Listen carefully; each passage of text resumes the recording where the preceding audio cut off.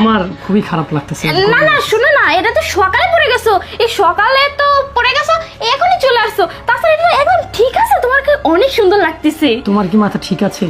রুমের মধ্যে কি এত মোটা কাপড় পরে থাকে? আমি একটা তোমার টি শার্ট পরে নেই, এটা খুলে ফেলি। না না না শোনো না, তোমার যত জামা কাপড় ছিল সবকিছু আমি ধুয়ে দিছি, আর একটা জামা কাপড়ও নাই। তুমি কি পরবে প্লিজ আজকে? ঠিক আছে, আমার অনেক গরম লাগতেছে, আমি খালি গায়ে শুয়ে থাকি, ঠিক আছে? এটা তো আমার রুম নাকি? না না শোনো না, আমি কি বলতেছি, খালি গায়ে কেন থাকবে? যদি বাইরে থেকে কেউ আসলে কি বলবে, তাই না? তুমি এটা বাইরে থেকে কেউ আসবে না, দেখো আমার আমি কি বলছি তুমি শোনো না, আমি কি বলি, গরম লাগতেছে। আমার কথাটা। আরে আরে চোর নাকি? ও মাই গড, এটা কি? এই চোর নাকি? আরে বাবা, তুমি থাকো। আরে কি? ও মাই গড, কি হলো? বাবা এখানে আবার রুম থেকে কে যেন বেরিয়ে গেল। আরে আমার কি মনে হচ্ছে এখানে মনে হয় চোর ছিল, চোর মনে হয় বাবাকে অজ্ঞান করে দিছে। বাবা তুমি আসো তো, বাবা তুমি আসো। বাবা বাবা আপনি ঠিক আছেন তো? বাবা, তুমি আসো। আসেন আসেন আসেন, সাবধানে।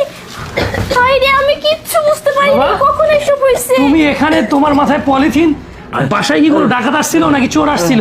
বাবা বাবা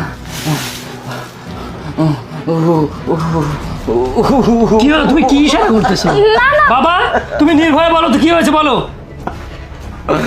বাবা, তুমি যখন অফিসে যাও বাবা, এই ঘরে বৌমা একটা ছেলেকে নিয়ে আসে, যেদিন করে বাবা ওইগুলো আমার চোখে দেখতে পায়, আমাকে অনেক মারধর করে বাবা। ওই যে কাপড় ডলে, ওই কি বলে, আয়রন। ওই আয়রন দিয়ে আমার গায়ে ধরেছে বাবা। সেজন্যই তো বলি আয়রন এখানে কেন। বাবা তুমি এক কাজ করো, তুমি আসো, তুমি পাশের রুমে গিয়ে তুমি একটু রেস্ট করো, ফ্যান দিয়ে রেস্ট করো, যাও, আমি দেখতেছি।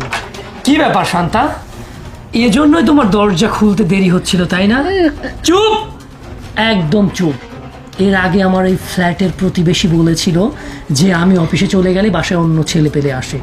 আমি ভেবেছিলাম যে হয়তো কোনো কাজের লোক কোনো কাজের জন্য আসে, কিন্তু তুমি তোমার বয়ফ্রেন্ড ডেকে আমার বাবার প্রতি পাশবিক নির্যাতন করেছো, আবার এগুলো তুমি লুকিয়েছো।